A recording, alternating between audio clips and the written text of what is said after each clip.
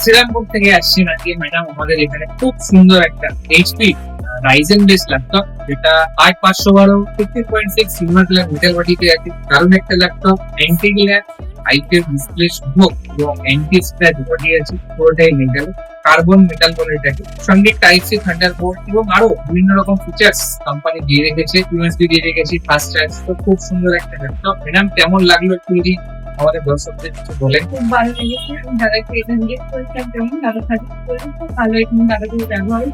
সবাই আসলে বুঝলেন কম্পিউটার নিজের মনের মতো এরকম একটা গেম ল্যাপটপ।